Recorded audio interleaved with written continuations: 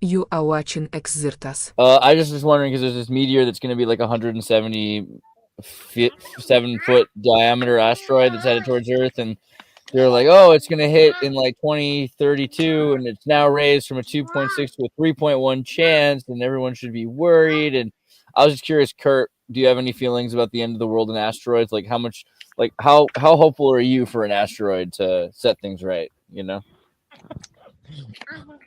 Set things right, wrong. Again, yin yang, positive, negative. It's all relative, I guess. The New World Order. It's happened before. I think we're all destined to just relive this whole existence over again if that happens. So I don't know. It's just if a meteor hits, it's just like, well, it's kind of like the delay button, you know. Is there a reset button? Is the meteor? That's a reset button. Load save state, basically. Isn't that one of Musk's main? And that's the measuring stick, though, for whether or not someone's been punished enough that you decided not to kill them, as you say. You kind of want them to suffer, and then if, as you said, that they would choose not to relive the life that they had led. Up until the point you started punishing them, they were like, yeah, no. If I had to do it all over again and I couldn't change anything, or even it was a little worse, that'd be fun. But somehow, eventually. Well, wait, what were you saying, Kurt? Sorry. It's okay. It's you know the plot of Skyrim. I forget the dragon. Yeah, they have to banish the dragon for 5,000 years to like save the world, and it's like, well, we'll just deal with this problem later. It's because life is worth living. We'll just deal with this problem later. It's well, yeah. That's the whole philosophical. Man to live. Let man live life. Ba ba ba ba ba. I hope you're all doing well. That's what I got to say. I got my money on the aliens vaporizing the asteroid. As long as we play it cool. Well, they just gotta like get it out of the way. They don't even have to vaporize it. You just alter the trajectory a bit, and that's it. How weird is it? This idea where the illegal aliens or the legal ones? I like this. They're all illegal in space, you know. We're supposed to imagine that we're in a world surrounded by asteroids and meteors 24 hours a day or more. It's like, what is time and space? And that at one point, it's inevitable that it will destroy us. It's already destroyed us before. We've had resets because of it. Why aren't we having more cities just wiped out by asteroids? It's called the moon. Look at the moon. Yeah. It's our bulletproof vest. It's Jupiter. Electromagnetic gravity well that it's pulling things into the moon. Like the whole thing has had chicken pox for millennia. Yeah, it's cheese, Swiss cheese for a reason, you know. Well, why are they saying that they think this is all of a sudden not going to be stopped by the moon? That this is going to be or Jupiter? Jupiter's the one that sucked up most of the stuff. Fear mongering for one, like increase panic, increase overall panic all the time. There's a pandemic, there's a meteor, the dinosaurs are coming back. They're going to deport all your family, and there's illegal immigrants coming in at the same time. Everything is just what does panic get you? Panic gets you funds and funding and allocation of content. Panic also gets you programmed, because when you're panicked, you're prone to program. That are crunching the XYZ data to figure out the trajectory of things in space. They're constantly scanning and then mapping and plan, right? But these are supercomputers that are always chugging on these things to see if the new data updates it, because when you're doing a regressive curve to an algorithm, we're not really sure when it's going to turn. So the doctors were trying to, the WHO, probably the NIH, was using the same supercomputers at a discounted rate from the government to process virus data, to try to, as soon as you got a swab of data, you'd run it through a PCR machine, and then you'd publish the local coronavirus genome. Like they still have the Spanish flu thing, right? But as soon as those networks got jammed and the systems reset in Wuhan, China, one doctor put that thing into the PCR machine that was supposed to tell him whether it was this influenza A, B, C, D, X, Y, Z, and instead it said does not compute. And it may have been an actually novel coronavirus, but more likely what happened was its database got wiped because the astrologers and astronomers got hold of the supercomputers so that they could run their calculations on them instead of the doctors running their calculations on them. And that's largely my understanding of the beginning of the pandemic around 2019. And you won't really read that anywhere in any books, but that is the most plausible explanation for how a lot of this shit got I started. feel like we just have so much predictive programming, and that Netflix made a Leonardo DiCaprio movie about an asteroid hitting the Earth. Is it not? Like, it just And feels the like relationship fear mongering. It's part of the program. But if you look at the relationship between like the tech genius in that movie and like the president, it mirrors sort of the dynamics that we're watching unfold in the administration right now. Purely in the same for context. Terminator. Doesn't mean Terminator will happen exactly or anything. It just means that we are being prepared for these sort of hypothetical scenarios. It's like we're being prepared for novelty itself. There's so much novel stories that like it's preparing us, going, it might be the Matrix, it might be Ghost in the Shell. And 1 in a million asteroid doesn't get us. No, humans are the most dangerous thing on Earth to other humans. All right. So purely in the context of the end of the world, are you guys ready to go? Like, if the world did end and there was nothing you could do to stop it, are you cool with that? Like, if there's nothing you could do, would you? At least something's happening. It depends on like proximity to the epicenter. Would you be cool with it? What a question to ask. I mean, if you know you can stop it. The end of times. Would you be cool with it? It's an important question. It's like asking, are you ready to die, Dr. Jones? I'm prepared to die. Are you ready to die? It's like in Fight Club where they're like, if you died right now, what would be your regret?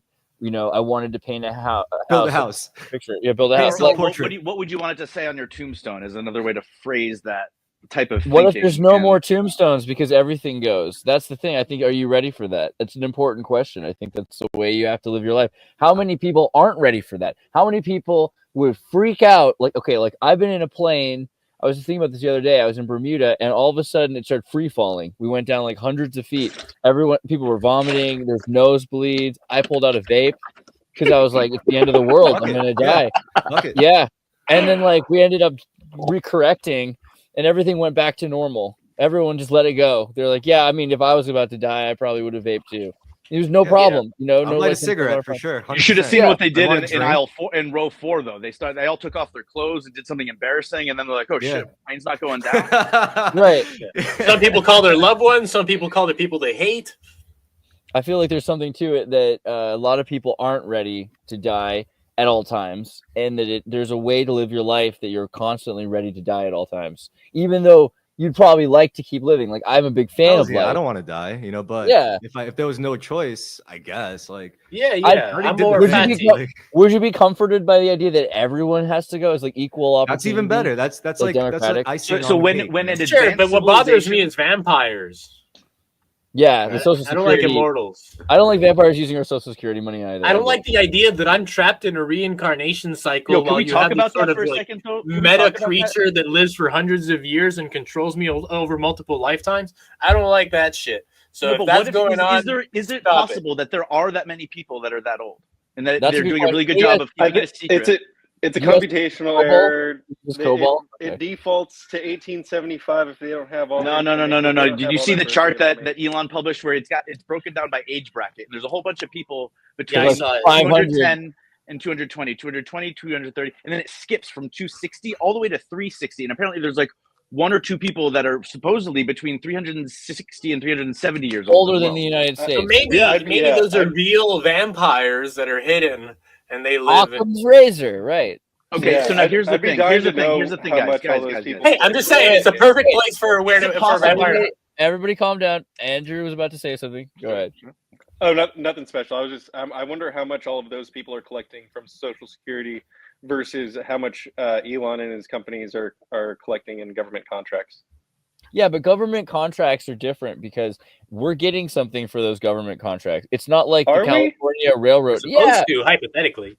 No, I mean, they're building equipment that's actually being used to replace NASA's equipment, which is all $10,000 toilet rolls. Everything is accounted for. Everything is digital, and you can see where everything is going. And there's no $10,000 toilet rolls. This is like the first contract where everything is transparent like that. You can investigate all of the expenses.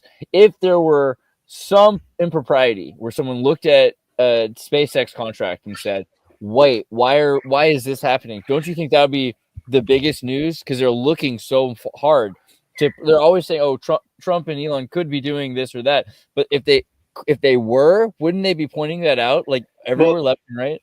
Here's the 2 possibilities that exist in my mind. Like, Elon isn't read into some things, and he genuinely believes that he can go to Mars and be fucking king of Mars or whatever. Or He might be that kn- stupid.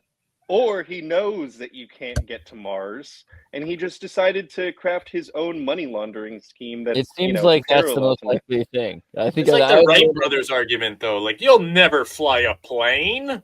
That's crazy. The Van Allen radiation belt. NASA lost all Stick the to telemetry popcorn. data. Look, I'm not saying a better that the Earth example, is flat. I'm but a just better saying example is NASA's Tesla. full of shit.